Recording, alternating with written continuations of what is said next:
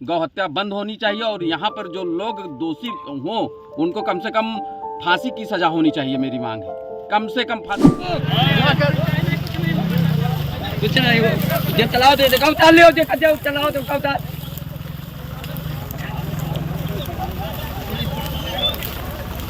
Police प्रशासन मुर्दाबाद मुर्दाबाद।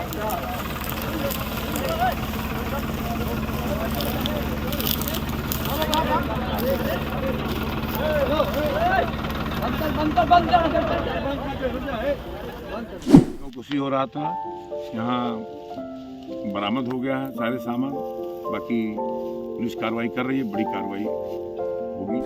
गांव की मिली भगत से और पूरी कम से कम 3.5 कुंटल 4 कुंटल गौमांस बरामद हुआ है, जो बहुत ही निंदनीय है। 1 घंटे पहले एसपी साहब को हमने स्वतः फोन करके अवगत कराया कि महोदय यहाँ गौकसी हुई, लेकिन अभी तक एसपी महोदय का आगमन नहीं हुआ। मैं डीएम साहब को फोन लगा रहा हूँ, डीएम साहब का भी फोन नहीं उठ रहा है।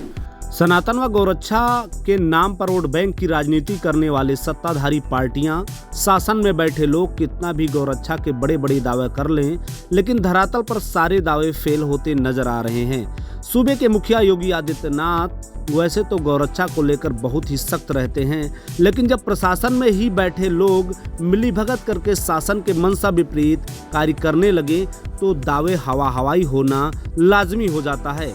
आपके स्क्रीन पर दिख रही यह गौमांस की ताजा तस्वीरें गोंडा जिले के छपिया थाना अंतर्गत मल्हीपुर गांव की हैं, जहां पर गौमांस का काला कारोबार बीते कई दिनों से चल रहा था।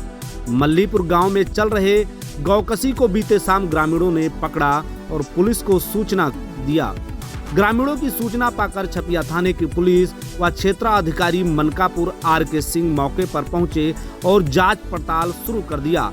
उधर इस घटना की सूचना पाकर स्थानीय विधायक गौरा प्रभात वर्मा भी मौके पर पहुंचकर घटना की घोर निंदा किया और दोषियों के खिलाफ सख्त कार्रवाई के निर्देश दिए। साथ ही साथ चौकी प्रभारी हथियागढ़ अंगद सिंह के मिलीभगत में ये कारोबार चल रहा है, ऐसा खुलासा भी किया। कहा दोषियों को कभी बख्शा नहीं जाएगा, इसको लेकर हमारी सरकार बहुत ही सख्त है। धरने पे बैठे हैं भैया जी, यहाँ पर हमें सूचना मिली कि यहाँ पे गौकसी हुआ है और सूचना के अनुसार हम लोग आए तो यहाँ देखा कि कम से कम 2 गायों की हत्या की गई थी और काफ़ी मात्रा में गौमांस बरामद हुआ है और काफ़ी संख्या हुआ, काफ़ी लोग आए और देखा कि यहाँ पूरी तरीके से गांव की मिली भगत से और पूरी कम से कम 3.5 कुंटल 4 कुंटल गौमांस बरामद हुआ है, जो बहुत ही निंदनीय है। हमारी सरकार को सोचना चाहिए, जागना चाहिए कि ऐसी घटनाएं बराबर मल्हीपुर में हो रही हैं और उस पर भी सरकार कोई कदम ठोस नहीं उठा रहा है। 1 घंटे पहले एसपी साहब को हमने स्वतः फ़ोन करके अवगत कराया कि महोदय यहाँ गौकसी हुई, लेकिन अभी तक एसपी महोदय का आगमन नहीं हुआ। मैं डीएम साहब को फ़ोन लगा रहा हूँ, डीएम साहब का भी फ़ोन नहीं उठ रहा है।